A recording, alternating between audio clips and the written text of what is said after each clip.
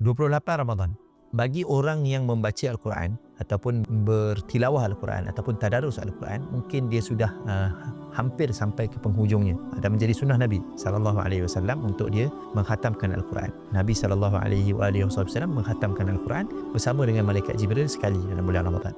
Tahun terakhir Nabi SAW sebelum Nabi wafat, Nabi menghatamkan sebanyak 2 kali. Jadi boleh kita nak menghatamkan Al-Quran. Tapi bagi sesiapa yang tidak sampai ke penghujungnya, mungkin disebabkan oleh macam-macam kekagalan ataupun disebabkan oleh perancangan dia yang lain, jangan takut, jangan khawatir. Yang penting adalah kita berdoa, mudah-mudahan Allah SWT menerima amalan kita sepanjang bulan Ramadan ni. Dalam malam-malam yang terakhir ni, berdoalah supaya amalan-amalan kita dalam bulan Ramadan ini diterima. Antara petanda amalan itu diterima, kita tak tahu sebenarnya diterima tak diterima ni adalah rahsia Allah. Malaikat pun tak tahu. Malaikat ni dia catat saja. Di hari akhirat nanti bila dibentangkan kita punya amalan ni, kita ni mungkin amalan kita dah datang dalam bentuk bukit, tapi semuanya mungkin wal'iyazubillah dijadikan sebagai haba'an manthura, sebagai debu-debu yang terbenam. Malaikat pun tak tahu adakah amalan kita diterima tak diterima. Yang tahu hanyalah Allah. Kita hanya boleh tahu petanda amalan kita itu diterima.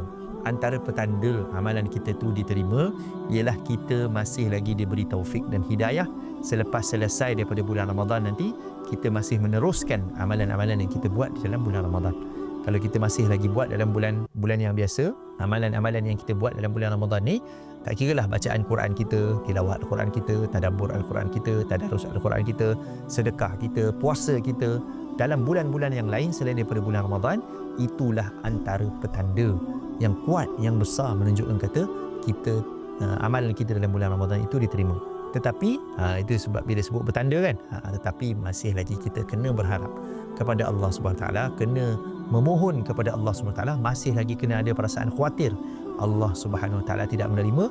Jadi mintalah dengan Allah SWT, semoga Allah SWT menerima amalan-amalan yang kita buat dalam bulan Ramadan pada tahun ini. Dan juga mudah-mudahan Allah SWT menukarkan, kalau kata kita buat kesalahan, kalau kata kita buat kesilapan dalam bulan Ramadan, mudah-mudahan Allah yubaddilullahu sayyi'atihim hasanat. Allah SWT mengubah dosa-dosa kita dalam bulan Ramadan ini disebabkan oleh kita konsisten, disebabkan oleh kita berterusan, disebabkan oleh kita berdoa. Mudah-mudahan Allah menukarkan dosa-dosa kesilapan yang kita buat ni juga kepada kebaikan yang akan memberatkan neraca timbangan kita di hari akhirat nanti, insya-Allah. Amin.